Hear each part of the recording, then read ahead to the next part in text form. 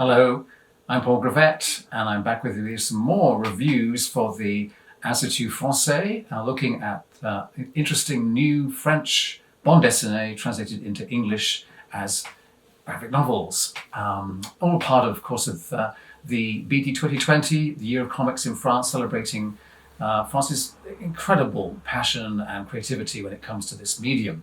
Now, I'm looking at this new graphic novel that's been released by SelfMadeHero called Altitude by Jean-Marc Rochette. You might come across his name. He's the artist on the Snowpiercer graphic novel, made into a hit Korean movie just recently. And this is his first autobiographical work. He's done other material through his career, but this goes back to his childhood, his adolescence, as he discovers the thrills and pleasures of mountaineering, but also as he's coping with living in a very difficult family situation. The book is dedicated, in fact, to his mother, and there's certainly a reason for this. He lost his father, and living in a fatherless family with a mother who is clearly still in severe grief, and probably as he is too, for that matter. Life is difficult. He's an angry, rebellious adolescent, a teenager, unhappy at school, who finds release by climbing with a friend through the mountains. In fact, he's living not far from Grenoble, in that area of France.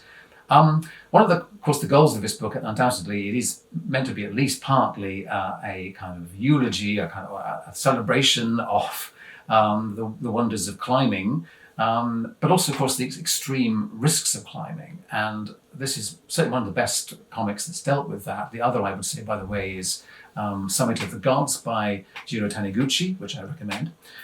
This is a substantial book, nearly 300 pages. It's full color. It's got some stunning artwork in it. Rochette's drawing is very rugged, very rough-hewn. He's almost carving the pages out of the page in stone. The book, in fact, even comes with an embossed cover.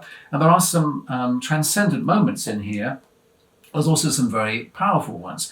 One of the early points where he and his friend are climbing up after he's had a terrible time at school and at home, he says, "Down there, some asshole's always telling you what you can and can't do. Up here, the mountain gets to decide and no one else."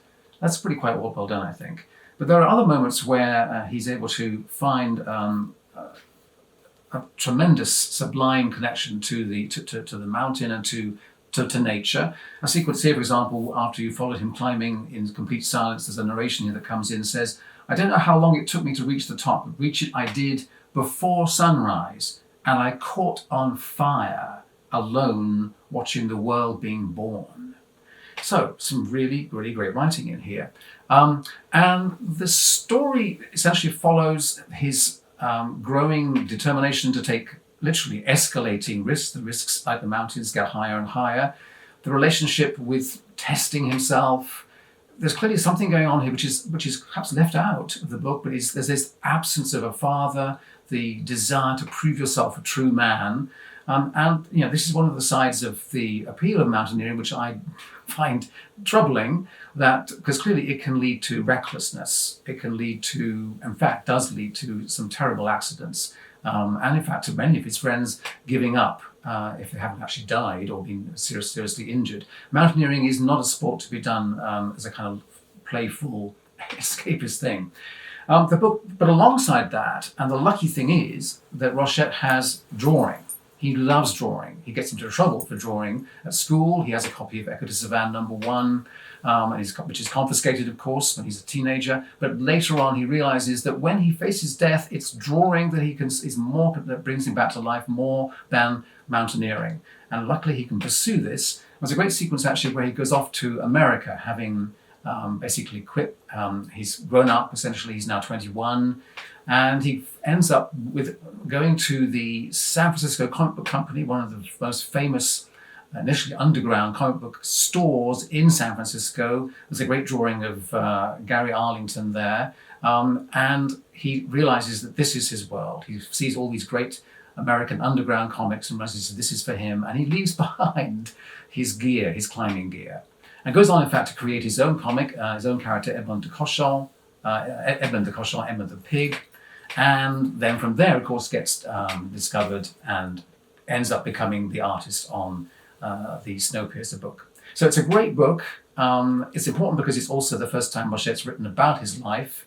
He's now in his mid-60s or so, 63 I think it is now, 64 this year. And I'm hoping he can develop further. He's co-written it with Olivier Bocquet, but he's a great writer as well as a great artist. I look forward to seeing what else he does in the future. A great book. Altitude will take you to the heights of wonderful mountain climbing, but also to the revelations that they can bring.